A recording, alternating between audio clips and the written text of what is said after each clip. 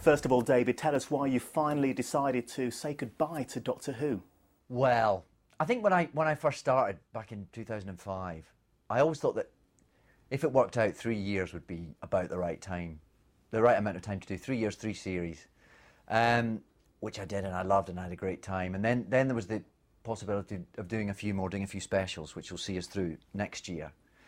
So that was sort of too hard to turn down, really. And then, you know, I just had to start thinking about, was this the right time to move on? And Russell T Davies is leaving, and Julie Gardner, the executive producer, are leaving. And my connection to the show had always been very linked to them. We did Casanova together, which was a BBC drama that really led to me doing Doctor Who. So that became a kind of natural stepping off point for me.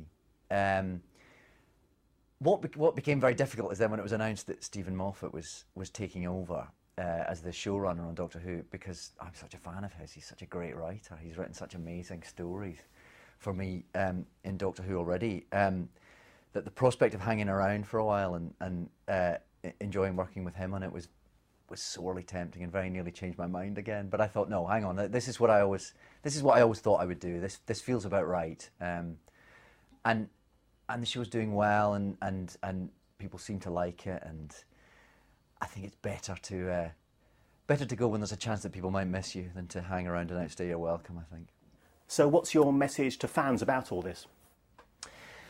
Well, do you know, I remember when I was a kid and I loved Doctor Who and grew up with it. For me, the most exciting time was when the Doctor changed, you know, because suddenly this hero who can never die, you know he's going to die, you know he's on his way out, you know something terrible is going to happen. It's very exciting, and then you've got this whole new character to look forward to and wonder about, and it's very exciting, and it's part of what makes Doctor Who so great, the fact that it can renew itself and that it kind of lives off that rejuvenation, both in story terms and in terms of the programme itself. So I think it's exciting. I'm excited as a viewer to see what happens next. Has Russell T Davies given you any hints about your exit or any final lines you might be saying? No, he hasn't. I do not know what he's thinking about. I don't even know what we're doing for the first special yet. So I hope he's thinking about it long and hard, but I don't know what it's going to be. But Russell being Russell, I'm sure it will be a send-off to be proud. What are your memories of the last 3.5 years of Doctor Who? Oh, it's been the most extraordinary time. It's been a bewildering, life-changing time. Very exciting and just so much fun. It's such a great show to work on. And again, I think that's one of the reasons I think it's right to take a sort of deep breath and bow out when it's still fun, when it's a novelty, when it still feels like something. It needs, I think, Doctor Who needs an energy and an enthusiasm, and I think to serve it properly, you've got to be full of excitement about it, which I still am, and I don't want it ever to feel like a job. So I want to move on when it still feels exciting and new and fresh, and that means I'll miss it. You know, I'm not. You know, in some ways I could go on forever, really. You know, it would be very easy to still be here when I'm 42, and people are going, how long is he staying for? So it's been the most fantastic time working on this show, and I will have such great memories, and all the people who work on the show down in Cardiff, the enthusiasm that everyone has for it, and the lack of cynicism on set. You know, that's remarkably rare in television, and it's been a real pleasure to be involved with. And I'm delighted I've got another year to go. You know, I'll be eating it up all the more now. When that year's over, what do you think you'll actually miss the most? I think I'll miss the people, all the people who work on the show. I'll miss Russell's fantastic script and of all the other writers who work on it. And I'll miss playing this character. I mean, I don't think there's a better character on television, really. He gets to be everything, you know. He gets to be funny and intense, and he's a hero, but he's also a bit of a clown, and he's an anarchist, but he's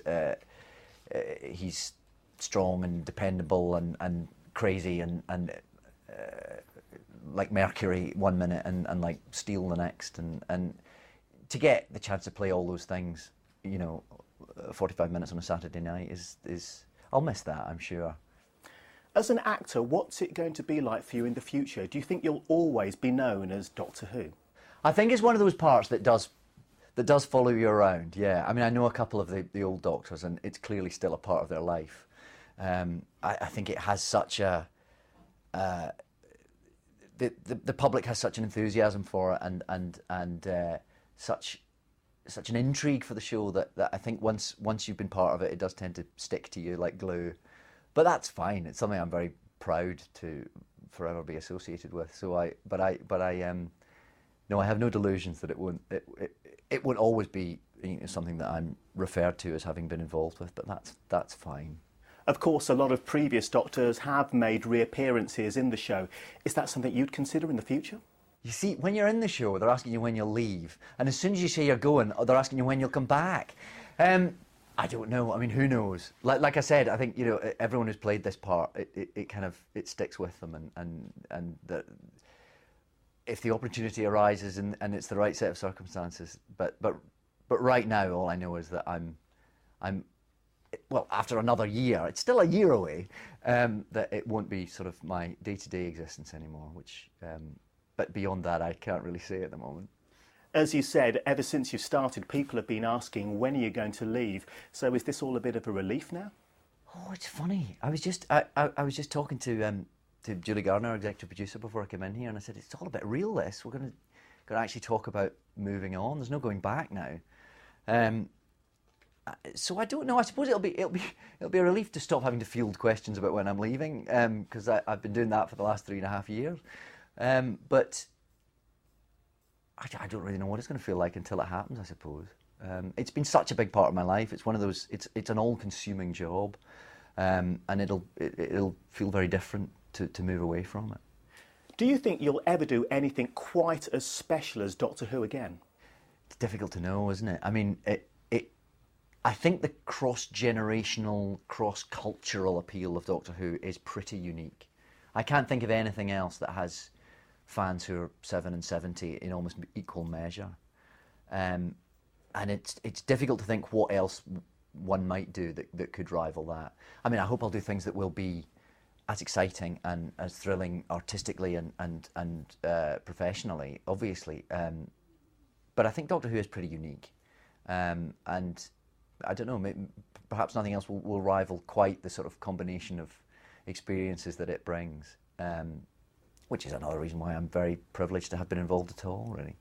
How has Doctor Who changed your life? It must have had a lot of great positives, but also some negatives. Well, yeah, I mean, obviously the great positive is I get to be in this show that I'm desperately proud of, and I get to work on these great scripts, and I get to play this incredible character. I suppose, like I was saying, it has a level of public scrutiny and attention, which is very flattering and kind of thrilling to be in the middle of, but also a bit bewildering. And sometimes, you know, it does make you famous in a way that was never a particular intention of mine. And it's churlish to complain about, but obviously that does bring certain attentions to your life, which you might not always choose to have. But that's, you know, I knew what I was getting into. That's part of the job, and I wouldn't have had it any other way. Of course, the huge question is, who would you like to replace you? Well, I've always been a big supporter of Wee Jimmy Krankie, and you know, if it wasn't me, it was going to be him. So the campaign starts here for me to get Wee Jimmy Krankie in the TARDIS, and Big Ian Krankie as the companion. I think that works. Whoever your successor turns out to be, what kind of advice would you give them? Oh, I wouldn't be so pompous as to offer advice. I'm sure they'll sort it out for themselves. Just have fun. It's the best part around. Enjoy it. What's it going to be like for fans, young fans especially, because you are their Doctor? What's it going to be like when you go? Well, I suppose if you were 8 when I took over, you'll be 12 when I leave, which is quite a big time of life, isn't it?